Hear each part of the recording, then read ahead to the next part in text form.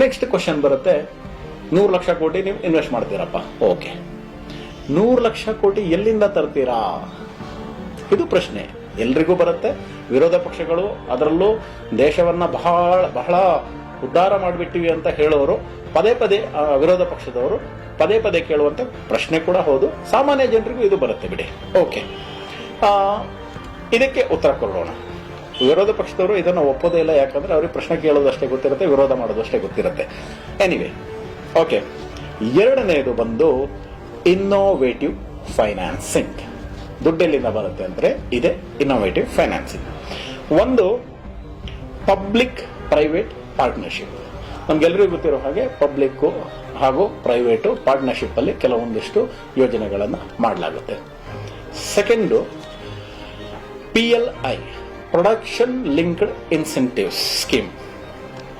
ಮೂರನೇದು national monetisation pipeline. National monetisation pipeline.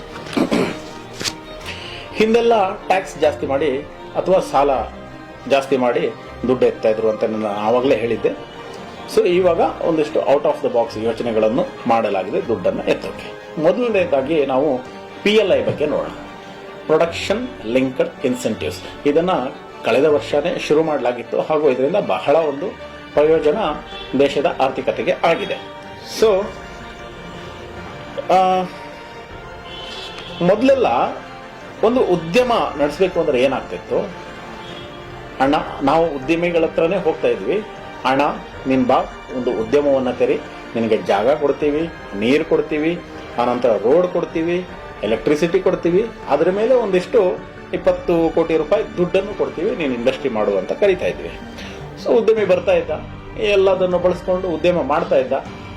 ನಡೆದ್ರೆ ಒಂದು, ನಡೆದಿದ್ರೆ ಇನ್ನೊಂದು ಅಂತ ಹೇಳಿ ಮಾಡಿ ಸ್ವಾಮಿ ಕಾರ್ಯವನ್ನು ಹಾಗೂ ಸ್ವಕಾರ್ಯವನ್ನು ಮುಗಿಸ್ಕೊಂಡು ಹೋಗ್ತಾ ಇದ್ರು. ಆಯ್ತಾ? ಆದರೆ ಈಗ ಸ್ವಲ್ಪ ಸಣ್ಣ ಬದಲಾವಣೆಯನ್ನ ಮಾಡಲಾಗಿದೆ. ನಾವು ಫೆಸಿಲಿಟೀಸ್ ಅನ್ನ ಕೊಡ್ತೀವಿ, ಆದರೆ ದುಡ್ಡು ಕೊಡಲ್ಲ. ಬಂಡವಾಳ ನೀವೇ ಹಾಕಿ, ನೀವೆಷ್ಟು ಪ್ರೊಡಕ್ಷನ್ ಮಾಡ್ತೀರಾ ಅದಕ್ಕೆ ನಾವು ಇನ್ಸೆಂಟಿವ್ಸ್ ಅನ್ನ ಕೊಡ್ತೀವಿ ಅಂತ ಹೇಳಲಾಯಿತು. ಸೊ ಇದರಿಂದ ಏನ್ ಚೇಂಜ್ ಆಗಿದೆ ಅಂತ ಹೇಳಿದ್ರೆ, ಅಂದ್ರೆ ಅವರು ಚೆನ್ನಾಗಿ ಕೆಲಸ ಮಾಡಿ ತೋರಿಸಬೇಕು. ಎಷ್ಟು ಚೆನ್ನಾಗಿ ಕೆಲಸ ಮಾಡಿ ತೋರಿಸ್ತಾರೋ ಅದಕ್ಕೆ ತಕ್ಕದಾದ ಗವರ್ಮೆಂಟ್ ಇನ್ಸೆಂಟಿವ್ಸ್ ಅನ್ನ ಕೊಡಲಾಗುತ್ತೆ. ಅವ್ರು ಬಂದು 100 ಕೋಟಿ ರೂಪಾಯಿಯ ಒಂದು ಪ್ರೊಡಕ್ಷನ್ ಅನ್ನ ಮಾಡಿದ್ರೆ ನಾವು 5 ಕೋಟಿಯ ಒಂದು ಇನ್ಸೆಂಟಿವ್ಸ್ ಅನ್ನ ಕೊಡ್ತೀವಿ. 4ರಿಂದ 6% ಇದೆ ವೇರಿಯೇಷನ್. ಸೊ 5% ಅಂತ ಇಟ್ಕೊಳ್ಳೋಣ. ಸೊ 100 ಕೋಟಿಯ ಪ್ರೊಡಕ್ಷನ್ ಮಾಡಿದ್ರೆ 5 ಕೋಟಿ ರೂಪಾಯಿ ಇನ್ಸೆಂಟಿವ್ ಆಗಿ ವಾಪಸ್ ಕೊಡ್ತೀವಿ. 5 ಕೋಟಿ. ಈ ಒಂದು 5 ಕೋಟಿನೂ ಕೂಡ ಒಬ್ಬ ಉದ್ಯಮಿಗೆ ಅದು ದೊಡ್ಡ ಒಂದು ಲಾಭ. ಇನ್ಸೆಂಟಿವ್, ಲಾಭದ ಮೇಲೆ ಒಂದು ಲಾಭ ಅಲ್ವಾ ಇನ್ಸೆಂಟಿವ್. ಇದರಿಂದಾಗಿ ಏನಾಗುತ್ತೆ, ಎಷ್ಟು ದೇಶದಲ್ಲಿ ಉತ್ಪಾದನೆ ಬಹಳ ಜಾಸ್ತಿ ಆಗುತ್ತೆ. ಇದರಿಂದಾಗಿ ತುಂಬಾ ಉದ್ಯೋಗಗಳು ಸೃಷ್ಟಿಯಾಗುತ್ತೆ, ಸರ್ಕಾರಕ್ಕೆ ಟ್ಯಾಕ್ಸ್ ಬರುತ್ತೆ, ಹಾಗೂ ನಾವು ಫಾರಿನ್ ಚೈನಾದಿಂದನೋ ಅಲ್ಲಿಂದೆಲ್ಲ ಕೆಲವು ತುಂಬಾ ಒಂದು ಮಟೀರಿಯಲ್ಗಳನ್ನ ಇಂಪೋರ್ಟ್ ಮಾಡ್ಕೊಳ್ಳೋದು ಕಮ್ಮಿ ಆಗ್ತಾ ಹೋಗುತ್ತೆ. Over the time of the period ಅದನ್ನ ತುಂಬಾ ಕಮ್ಮಿ ಮಾಡಬೇಕು ಅನ್ನೋದು ಉದ್ದೇಶ. ಆನಂತರ 100 ಕೋಟಿ ರೂಪಾಯಿಯ ಪ್ರೊಡಕ್ಷನ್ ಮಾಡಿದ್ರೆ ಆತ 25 ಕೋಟಿ ಟ್ಯಾಕ್ಸ್ ಅನ್ನೇ ಗವರ್ಮೆಂಟ್ ಕಟ್ಟಬೇಕಾಗತ್ತೆ. ಅದರಲ್ಲೇ 5 ಕೋಟಿಯನ್ನ ನಾವು ಕೊಡೋದು ಕೂಡ ಇದರಲ್ಲಿರುವಂತ ಇನ್ನೊಂದು ಐಡಿಯಾ. ಇದನ್ನ ಬಳಸ್ಕೊಂಡು ಆಲ್ರೆಡಿ ತುಂಬಾ ಕಂಪನಿಗಳು ಚೈನಾ ಬಿಟ್ಟು ಭಾರತಕ್ಕೆ ಬರ್ತಾ ಇವೆ. ಲೈಕ್ ಆಪಲ್ ಬಂದಿದೆ, ಸ್ಯಾಮ್ಸಂಗ್ ಬಂದಿದೆ, ವಿಸ್ಟ್ರಾನ್ ಬಂದಿದೆ, ಫಾಕ್ಸ್ಕಾನ್ ಬಂದಿದೆ. ಸೊ ಇದು ಪ್ರೊಡಕ್ಷನ್ ಲಿಂಕ್ಡ್ ಇನ್ಸೆಂಟಿವ್ಸ್ ಇಂದ ಆಗುವಂತ ಒಂದಿಷ್ಟು ಪ್ರಯೋಜನಗಳು. Next national monetisation pipeline. National monetisation pipeline ಅಂದ್ರೆ ನಮ್ಮ ಸರ್ಕಾರಿ ಆಸ್ತಿಗಳನ್ನ ಪ್ರೈವೇಟ್ ಸೆಕ್ಟರ್ಗೆ ಲೀಸ್ ಕೊಡೋದು, ಮಾರೋದಲ್ಲ, ಲೀಸ್ ಕೊಡೋದು. ಒಂದು 30 ವರ್ಷಕ್ಕೋ ಅಥವಾ 50 ವರ್ಷಕ್ಕೋ ಅವರಿಗೆ ಲೀಸ್ ಕೊಟ್ಟು ನೀವು ಮೊದಲೇ ಅವ್ರ ಹತ್ರ ಹಣವನ್ನು ತೆಗೆದುಕೊಂಡು ಅದನ್ನ ಇನ್ಫ್ರಾಸ್ಟ್ರಕ್ಚರ್ಗೆ ಅಥವಾ ಇನ್ನಿತರ ಡೆವಲಪ್ಮೆಂಟಲ್ ವರ್ಕ್ಗಳಿಗೆ, ವೆಲ್ಫೇರ್ ವರ್ಕ್ಗಳಿಗೆ ಬಳಸೋದು. ಸೊ ಇದರಿಂದ ನಾವು ಔಟ್ ಅಂಡ್ ಔಟ್ ಕಂಪನಿನ ಸೇಲ್ ಮಾಡ್ತಾ ಇಲ್ಲ, ಅವರಿಗೆ ನಾವು ಲೀಸ್ ಕೊಟ್ಟು 30 ಅಥವಾ 40 ವರ್ಷಕ್ಕೆ ಅವರಿಗೆ ಲೀಸ್ ಕೊಟ್ಟು ಅವರು ಚೆನ್ನಾಗಿ ನಡೆಸುವಂತೆ ಅವರಿಗೆ ಅನುವು ಮಾಡಿಕೊಟ್ಟು ನಾವು ಬಂಡವಾಳವನ್ನ ಎತ್ತಾ ಇದ್ದೀವಿ. ನಷ್ಟದಲ್ಲಿರುವ ಸರ್ಕಾರಿ ಸಂಸ್ಥೆಗಳನ್ನ ಮಾರೋದು. ಏರ್ ಇಂಡಿಯಾ ದಿನಕ್ಕೆ 20 ಕೋಟಿಯಷ್ಟು ಲಾಸ್ ಆಗ್ತಾ ಇತ್ತು. ಅದನ್ನ ತಗೊಂಡು ನಾವೇನ್ ಮಾಡೋದು? ಸರ್ಕಾರದ ಕೆಲಸ ಏನು? ಕಂಪನಿಯನ್ನು ನಡೆಸೋದಾ, ಬಿಸ್ನೆಸ್ ಅನ್ನು ನಡೆಸೋದಾ ಅಂತ ಹೇಳಿ ವಿಮಾನವನ್ನು ಓಡಿಸೋದಾ, ಬೆಲ್ಟ್ ಅನ್ನ ರೆಡಿ ಮಾಡೋದಾ? 70 ವರ್ಷದ ಕೆಳಗೆ ಇದು ಹೌದಾಗಿತ್ತು. ಯಾಕಂದ್ರೆ ಆವಾಗಿನ ಪರಿಸ್ಥಿತಿನೇ ಬೇರೆ ಇತ್ತು, ಹಾಗೂ ಆವಾಗ ಈ ತರ ಮಾಡಬೇಕಾಗಿತ್ತೇನು. ಆದರೆ ಇವತ್ತಿನ ಕಾಂಪಿಟೇಟಿವ್ ವರ್ಲ್ಡ್ ಹಾಗೂ ಗ್ಲೋಬಲೈಸ್ಡ್ ವರ್ಲ್ಡ್ ಅಲ್ಲಿ ಇದು ಆ ತರ ಇಲ್ಲ. ಆದ್ರಿಂದಾಗಿ ಇದು ಒಂದು ಮೆಥಡ್. ಇನ್ನು LIC ಅನ್ನ ನಾವು IPOಗೆ ಓಪನ್ ಮಾಡಿದೀವಿ. ಅಂದ್ರೆ 10% LIC ಅನ್ನ ಕೊಟ್ಟಿದ್ದೀವಿ. ಈ 10% ಶೇರು 1 ಲಕ್ಷ ಕೋಟಿಯ ಮೌಲ್ಯದ ಬಂಡವಾಳವನ್ನ ನಮಗೆ ತಂದಿದೆ. ಅಂದ್ರೆ 1 ಲಕ್ಷ 10% ಶೇರ್ ನಾವು ಪಬ್ಲಿಕ್ಗೆ ಕೊಟ್ಟಿದ್ದೀವಿ. 90% ನಮ್ಮ ಹತ್ರನೇ ಇದೆ. ಇನ್ನು PPP, private public private partnership, ಇದು ನಮ್ಗೆಲ್ಲರಿಗೂ ಗೊತ್ತಿರುವಂತದ್ದೇ ಒಂದು ಮೆಥಡ್.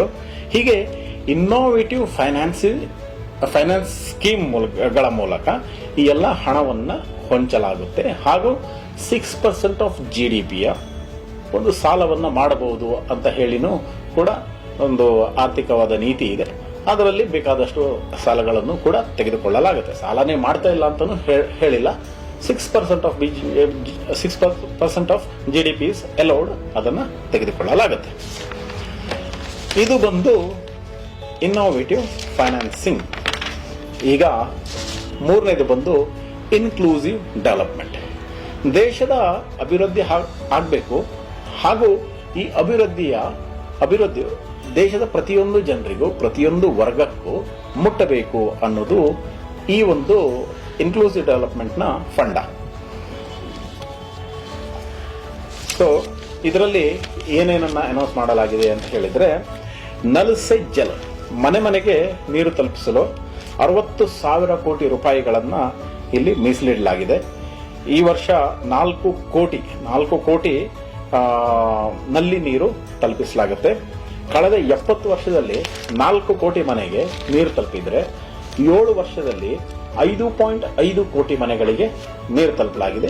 ಈ ವರ್ಷ ತಲುಪಿಸಲಾಗಿದೆ. ಈ ವರ್ಷ ಇನ್ನೂ 4 ಕೋಟಿ ಮನೆಗಳಿಗೆ ನಲ್ ಸೆ ಜಲ್, ಹರ್ ಘರ್ ನಲ್ ಸೆ ಜಲ್ ಸ್ಕೀಮ್ ಯೋಜನೆಯ ಮೂಲಕ ನೀರನ್ನ ತಲುಪಿಸಲಾಗುತ್ತೆ.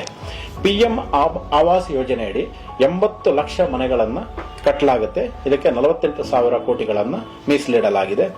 2 ಲಕ್ಷ ಅಂಗನವಾಡಿಗಳನ್ನ ಸಕ್ಷಮ್ ಅಂಗನವಾಡೀಸ್ ಆಗಿ ಅಪ್ಗ್ರೇಡ್ ಮಾಡಿ ಉತ್ತಮ ಮೂಲಭೂತ ಸೌಕರ್ಯಗಳನ್ನ ಹಾಗೂ ಆಡಿಯೋ ವಿಡಿಯೋ ಉಪಕರಣಗಳನ್ನ ಸೌಲಭ್ಯವನ್ನು ನೀಡುವುದಲ್ಲದೆ 10 ಹಲವು ಮಹಿಳೆಯರು ಹಾಗೂ ಮಕ್ಕಳ ಸಂಬಂಧಿತ ಯೋಜನೆಗಳನ್ನ ಅಂಗನವಾಡಿ ಮೂಲಕ ಇಂಟಗ್ರೇಟ್ ಮಾಡಲಾಗುತ್ತೆ.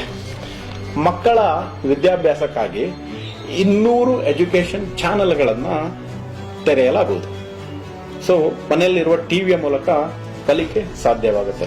ಕೊರೋನಾ ಟೈಮಲ್ಲಂತೂ ತುಂಬಾ ಜನಕ್ಕೆ ಸ್ಕೂಲ್ಗೆಲ್ಲ ಹೋಗ್ಲಿಕ್ಕೆ ಆಗಿರಲಿಲ್ಲ. ಇದೇ ರೀತಿಯಲ್ಲಿ ಸ್ಕೂಲ್ ಬಿಡುವಂತದ್ದಾಗಬಾರದು, ಎಜುಕೇಶನ್ ನಿಲ್ಬಾರದು ಅನ್ನೋ ಒಂದು ಮಹತ್ತರ ಆಶಯದೊಂದಿಗೆ ಈ ತರ ಚಾನೆಲ್ಗಳನ್ನ ತೆರೆಯಲಾಗುತ್ತೆ. ಇನ್ನು 2,40,000 ಕೋಟಿ ರೂಪಾಯಿ MSP minimum support price commitment agro forest ಮಾಡುವ SC/ST ಹಿಂದುಳಿದ ವರ್ಗದವರಿಗೆ ಸಬ್ಸಿಡಿ. ಆಗ್ರೋ ಫಾರೆಸ್ಟ್ ಅಂತ ಹೇಳಿದ್ರೆ ಈ ಬಿದಿರನ್ನ ಬೆಳೆಯೋದು, ಈ ತರದ ಆಗ್ರೋ ಫಾರೆಸ್ಟ್ ಮಾಡೋರಿಗೆ ಸಬ್ಸಿಡಿಯನ್ನು ನೀಡಲಾಗುತ್ತೆ. 2,400 ಕೋಟಿ ರೂಪಾಯಿಯ ಡಿಜಿಟಲ್ ಕನೆಕ್ಟಿವಿಟಿ ಮೂಲಕ ಮಾನಸಿಕ ಸ್ವಾಸ್ಥ್ಯ ಕಾಪಾಡಲು ಉಪಕ್ರಮ ಕೈಗೊಳ್ಳಲಾಗುತ್ತೆ. ಇದಕ್ಕೆ 200 ಸೆಂಟರ್ಗಳ ಕನೆಕ್ಷನ್ ಅನ್ನ ಮಾಡಲಾಗುತ್ತೆ. ಇನ್ನು 1.5 ಲಕ್ಷ ಪೋಸ್ಟ್ ಆಫೀಸ್ಗಳನ್ನ ಅಪ್ಗ್ರೇಡ್ ಮಾಡಿ ಬ್ಯಾಂಕ್ ಆಗಿ ಮಾಡಲಾಗುತ್ತೆ. ಪೋಸ್ಟ್ ಆಫೀಸ್ ಬ್ಯಾಂಕ್, ಇದು ಹಳ್ಳಿಗಳಲ್ಲಿ ಏನು ಬ್ಯಾಂಕ್ಗಳಿಲ್ಲ ಅಲ್ಲಿ ಪೋಸ್ಟ್ ಆಫೀಸ್ ಅನ್ನ ಬ್ಯಾಂಕ್ ತರ ಕನ್ವರ್ಟ್ ಮಾಡಿ ಹಳ್ಳಿಗಳನ್ನ ಇಕಾನಮಿಯಲ್ಲಿ ಜೋಡಣೆ ಮಾಡಲಾಗುತ್ತೆ ಅಥವಾ ಹಳ್ಳಿಗಳಿಗೆ ಬ್ಯಾಂಕ್ ಫೆಸಿಲಿಟೀಸ್ ಅನ್ನ ನೀಡಲಾಗುತ್ತೆ. ಇದು ಬಹಳ ಉತ್ತಮ ಒಂದು ಕಾರ್ಯ ಅಂತ ನಾನು ಹೇಳಲಿಕ್ಕೆ ಬಯಸ್ತೇನೆ. ನರೇಗಾಕ್ಕೆ ನರೇಗಾ ಸ್ಕೀಮ್ನಲ್ಲಿ 73,000 ಕೋಟಿ ರೂಪಾಯಿಯನ್ನ ಕೊಡಲಾಗಿದೆ. ಇನ್ನೂ ಹೆಚ್ಚು ಬೇಕಾದರೆ ಕೊಡಲಿಕ್ಕೆ ಕೂಡ ರೆಡಿ ಅಂತ ಹೇಳಲಾಗಿದೆ. ಆರೋಗ್ಯಕ್ಕಾಗಿ 86,000 ಕೋಟಿ ರೂಪಾಯಿಗಳು, ರಾಸಾಯನಿಕ ಗೊಬ್ಬರ ಸಬ್ಸಿಡಿಗಾಗಿ 79,000 ಕೋಟಿ ಇಡಲಾಗಿದೆ. ಅಡಿಷನಲ್ 70,000 ಕೋಟಿ ಬೇಕಾದ್ರೆ ವಿನಿಯೋಗ ಮಾಡೋಕೆ ರೆಡಿ ಅಂತ ಹೇಳಲಾಗಿದೆ. ಕಿಸಾನ್ ಸಮ್ಮಾನ್ ನಿಧಿ ಏನಿದೆ ಅದು ವರ್ಷಕ್ಕೆ 6,000 ಕೊಡುವಂತ ಯೋಜನೆ ಅದು ಕಂಟಿನ್ಯೂ ಆಗುತ್ತೆ. ಕಿಸಾನ್ ಡ್ರೋನ್ ಬಳಕೆ, FPO ಮೂಲಕ ಹಳ್ಳಿಗಳಿಗೆ ಡ್ರೋನ್ ಟೆಕ್ನಾಲಜಿಯನ್ನ ಆಕ್ಸೆಸ್ ಕೊಡಲಾಗುತ್ತೆ. ಇದನ್ನ ಕೃಷಿ ಕ್ಷೇತ್ರಕ್ಕಾಗಿ ಬಳಸ್ಕೊಳ್ಬಹುದು. ಹಾಗೂ ಈ ಎಲ್ಲಾ ಡ್ರೋನ್ಗಳನ್ನ ಮೇಕ್ ಇನ್ ಇಂಡಿಯಾ ಪ್ರಾಜೆಕ್ಟ್ ಮೂಲಕ ಇಂಡಿಯಾದಲ್ಲೇ ತಯಾರಿಸುವಂತ ಒಂದು ಕೆಲಸಗಳನ್ನ ಮಾಡಲಾಗುತ್ತೆ.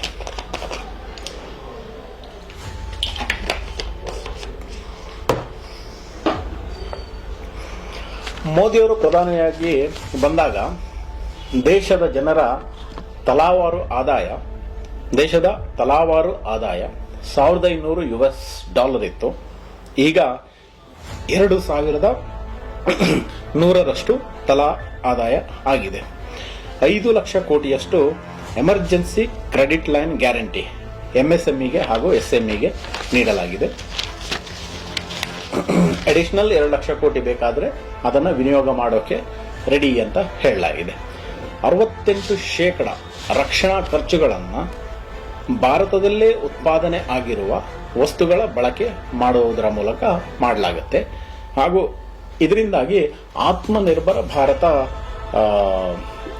ಏನು ಕಾನ್ಸೆಪ್ಟ್ ಏನಿದೆ ಅದು ಬಹಳ ಸಶಕ್ತವಾಗುವ ರೀತಿಯಲ್ಲಿ ನೋಡಿಕೊಳ್ಳಲಾಗಿದೆ. ಹಿಂದೆ 40% ಏನು ಕಮಿಷನ್ ಹೋಗ್ತಾ ಇತ್ತು ಈ ಎಲ್ಲ ಡಿಫೆನ್ಸ್ ಪ್ರೊಕ್ಯೂರ್ಮೆಂಟ್ಗಳಿಗೆ, ಫಾರಿನ್ ಇಂದ ನಾವು ತಗೊಳ್ತಾ ಇದ್ವಿ. ಅದರಲ್ಲಿ 40% ಕಮಿಷನ್ ಹೋಗ್ತಾ ಇತ್ತು. ಇದು ಇವಾಗ ಆತ್ಮನಿರ್ಭರ ಭಾರತ ಪ್ರೊಡಕ್ಷನ್ಗೆ ಪುಷ್ ಕೊಡುವುದರಿಂದ ಇದಕ್ಕೆ ಕಡಿವಾಣ ಬೀಳಲಿದೆ. 25,000 ಬೇಡದ ನಿಯಮಗಳು ಹಾಗೂ 1,500 ಬೇಡದ ಕಾನೂನುಗಳನ್ನು ಕಿತ್ತು ಒಗೆಯಲಾಗಿದೆ. ಇವುಗಳೆಲ್ಲ ಸಾಮಾನ್ಯ ಜನರಿಗೆ, ಸಣ್ಣ ಉದ್ದಿಮೆದಾರರಿಗೆ ಹಾಗೂ ಬಹಳಷ್ಟು ಜನಕ್ಕೆ ತೊಂದರೆ ಕೊಡ್ತಾ ಇದ್ವು. ಸುಮ್ಮನೆ ಅಲ್ದಾಡಿಸುವಂತ ಕೆಲಸವನ್ನ ಮಾಡಿಸುವಂತವು ಲೈಸೆನ್ಸ್ ರಾಜ್ ತರದ್ದು ಇವುಗಳನ್ನ ಕಿತ್ತು ಒಗೆಯಲಾಗಿದೆ. ಇನ್ನು 4ನೇದು ಬಂದು Sunrise industries and green energy. ಆಗ್ಲೇ ಹೇಳಿದಾಗೆ ಸನ್ರೈಸ್ ಇಂಡಸ್ಟ್ರೀಸ್ ಅಂತ ಹೇಳಿದ್ರೆ ಇತ್ತೀಚೆಗೆ ಪ್ರವರ್ಧಮಾನಕ್ಕೆ ಬರ್ತಾ ಇರುವಂತಹ ಒಂದು ಅವಕಾಶಗಳು ಅಥವಾ ಇಂಡಸ್ಟ್ರಿಗಳೇನಿವೆ ಅವುಗಳನ್ನ ಜಾಸ್ತಿ ಬಳಸಿಕೊಳ್ಳಲು ಒತ್ತು ನೀಡುವ ಕಡೆಗೆ ಗಮನ ಹರಿಸಲಾಗಿದೆ. ಹಾಗೂ ಗ್ರೀನ್ ಎನರ್ಜಿ ಅಂದ್ರೆ ಎಲ್ಲ ಅಭಿವೃದ್ಧಿ ಕಾರ್ಯಗಳು ನಮ್ಮ ಪರಿಸರವನ್ನ ಪ್ರಕೃತಿಯನ್ನ ಹಾಳು ಮಾಡದೆ ಪ್ರಕೃತಿಯ ಜೊತೆಲೇ ಮುಂದಕ್ಕೆ ಹೋಗಬೇಕು ಅನ್ನುವ ಒಂದು ಕಾನ್ಸೆಪ್ಟ್ ಆಗಿದೆ. 5 ನದಿಗಳ ಜೋಡಣೆ, ಈ ಮೂಲಕ ದೇಶದೆಲ್ಲೆಡೆ ಆಗುವ ನೆರೆ, ಬರ, ಪ್ರವಾಹಗಳನ್ನು ನಿಯಂತ್ರಿಸುವಂತ ನಿರ್ಧಾರ ಮಾಡಲಾಗಿದೆ. ಒಂದು ಕಡೆ ಜಾಸ್ತಿ ಪ್ರವಾಹ ಬಂದ್ರೆ ಅದನ್ನ ನದಿ ಜೋಡಣೆ ಮಾಡೋ ಮೂಲಕ ಎಲ್ಲಿ ಕಮ್ಮಿ ಪ್ರವಾಹ ಇದೆ, ಎಲ್ಲಿ ಬರ ಇದೆ ಆ ಕಡೆ ಹರಿಸಲಾಗುತ್ತೆ. ಸೊ ಇದರಿಂದಾಗಿ ಪ್ರವಾಹ ಬರುವುದು ತಪ್ಪುತ್ತೆ ಹಾಗೂ ನೀರಿನ ಸುಮ್ಮನೆ ವೇಸ್ಟ್ ಆಗೋದು ಕೂಡ ತಪ್ಪುತ್ತೆ. ಇನ್ನು ಎಲೆಕ್ಟ್ರಿಕ್ ವೆಹಿಕಲ್ಗಳಿಗಾಗಿ ಬಹಳ ಪುಷ್ ನೀಡಲಾಗುತ್ತೆ. ಈಗಾಗಲೇ 10,000 ಚಾರ್ಜಿಂಗ್ ಸ್ಟೇಷನ್ಸ್ಗಳನ್ನು ಅನೌನ್ಸ್ ಮಾಡಲಾಗಿದೆ.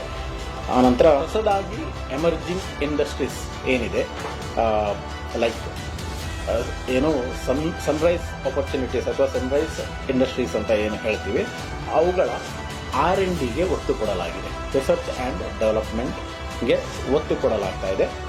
Like artificial intelligence, geospatial systems and drones, space economy, clean mobility systems,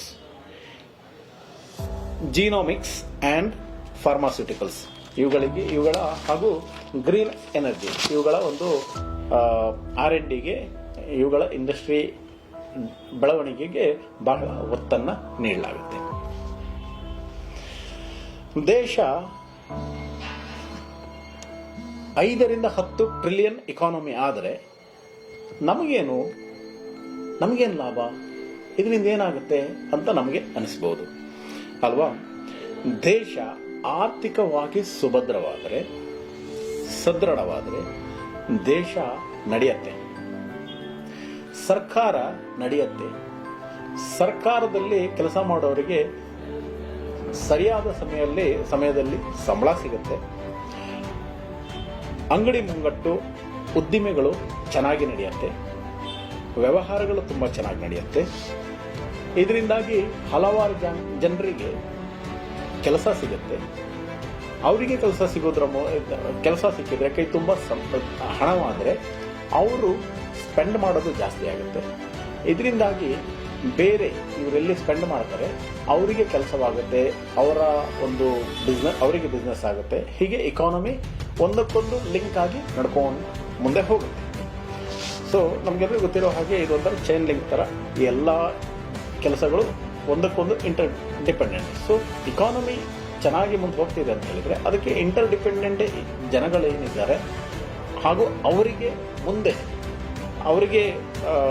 chain ಲಿಂಕಲ್ಲಿ inter dependent ಆಗಿರುವ ಜನಗಳು ಹೀಗೆ ಎಲ್ಲರೂ ಚೆನ್ನಾಗಿ ಬೆಳ್ಕೊಂಡು ಹೋಗ್ತಾರೆ. ಫಾರ್ ಎಕ್ಸಾಂಪಲ್ ರಿಯಲ್ ಎಸ್ಟೇಟ್ ಚೆನ್ನಾಗಾಯಿತು ಅಂತ ಹೇಳಿದರೆ ರಿಯಲ್ ಎಸ್ಟೇಟಲ್ಲಿ ಕೆಲಸ ಮಾಡುವಂಥ ಲೇಬರರ್ಸ್ಗಳು, ಅಲ್ಲಿ ಕೆಲಸ ಮಾಡುವಂಥ ಇವರು ಮರಳು, ಸಿಮೆಂಟು ಇದನ್ನೆಲ್ಲ ಪ್ರೊವೈಡ್ ಮಾಡುವಂಥ ಜನರಿಗೆ, ಅವರಿಗೆ ಅದಕ್ಕೆ ಡಿಪೆಂಡೆಂಟ್ ಆಗಿ ಇಂಜಿನಿಯರ್ಸ್ಗಳು ತುಂಬ ವರ್ಕ್ ಮಾಡ್ತಾರೆ, ಆರ್ಕಿಟೆಕ್ಟ್ಗಳು ತುಂಬ ಜನ ವರ್ಕ್ ಮಾಡ್ತಾರೆ. ಆನಂತರ ಅವುಗಳನ್ನು ಸೆಲ್ ಮಾಡುವಂಥ ತುಂಬ ಜನ ಇರ್ತಾರೆ ಅವರಿಗೆ. ಹೀಗೆ ಒಬ್ರಿಗೊಬ್ರಿಗೆ ಒಂದು ಸೆಕ್ಟರ್ ಮೇಲೆ ಹೋಗೋದ್ರಿಂದ ಹೀಗೆ ಇಂಟರ್ ಡಿಪೆಂಡೆಂಟ್ ಆಗಿ ತುಂಬ ಜನಕ್ಕೆ ಹೆಲ್ಪ್ ಆಗ್ತಾ ಹೋಗುತ್ತೆ. ಹಾಗೆಯೇ ದೇಶದ ಇಕಾನಮಿ ಕೂಡ ಮುಂದೆ ಹೋದಾಗ ದೇಶದ ಜನರಿಗೆ ಇಂಟರ್ಲಿಂಕ್ ಆಗಿ ಎಲ್ರಿಗೂ ಲಾಭ ಆಗ್ತಾ ಹೋಗುತ್ತೆ. ಇಲ್ಲ ಅಂದರೆ ಪಾಕಿಸ್ತಾನ ನಮಗೆ ಗೊತ್ತಿದೆ, ಪಾಪರ್ ಆಗಿರುವಂಥ ದೇಶ. ಅಲ್ಲಿ ಜನ ಎಷ್ಟು ಕಷ್ಟಪಡ್ತಿದ್ದಾರೆ ಅನ್ನೋದು ನಮಗೆಲ್ಲ ಗೊತ್ತು. ಆದ್ದರಿಂದ ನಮ್ಮ ದೇಶ ಹಾಗಾಗಬಾರ್ದು, ಉತ್ತಮ ಆರ್ಥಿಕವಾಗಿ ಸದೃಢವಾಗಬೇಕು, ಸಬಲವಾಗಬೇಕು. ನಾವೇನೋ ಅಮೇರಿಕ ಭಾರಿ ಏನೋ ಒಂದು ಸ್ವರ್ಗದ ಥರ ನಾವಿಲ್ಲಿ ಯೋಚನೆ ಮಾಡ್ತೀವಿ, ಅಮೇರಿಕ ಅಂದರೆ ಹಾಗೆ, ಅಮೇರಿಕ ಅಂದರೆ ಹಿಂಗೆ ಅಂತ. ಅಮೇರಿಕಾನು ಕೂಡ ಆರ್ಥಿಕವಾಗಿ $20 ಟ್ರಿಲಿಯನ್ ಜಾಸ್ತಿ ಆಗಿರೋದ್ರಿಂದ ಅವರ ದೇಶ ಆಗಿದೆ. ಹಾಗೂ ಅವರು ಒಂಥರ ಓನರ್ಗಳ ದೇಶ.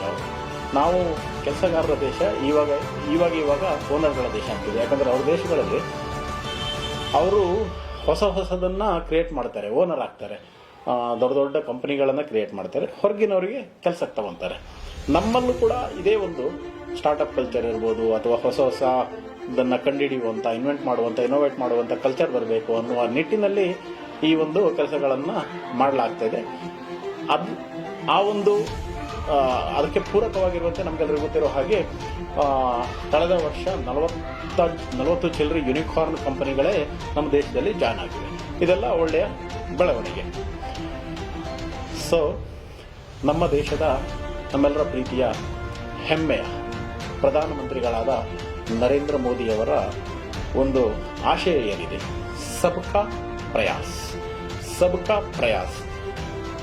ಇದರಂತೆ ಅಂದರೆ ಎಲ್ಲರ ಪ್ರಯತ್ನದೊಂದಿಗೆ ಈ ಒಂದು 10 ಟ್ರಿಲಿಯನ್ ಇಕಾನಮಿಯ ಕನಸನ್ನು ನನಸು ಮಾಡಬೇಕು ಅನ್ನುವ ಒಂದು ಆಶಯ ಏನಿದೆ ಅದು ನನಸಾಗುತ್ತೆ ಎನ್ನುವ ಒಂದು ಹೋಪ್ನೊಂದಿಗೆ ಎಲ್ರಿಗೂ ಧನ್ಯವಾದಗಳು, ನಮಸ್ಕಾರಗಳು. We can and we will.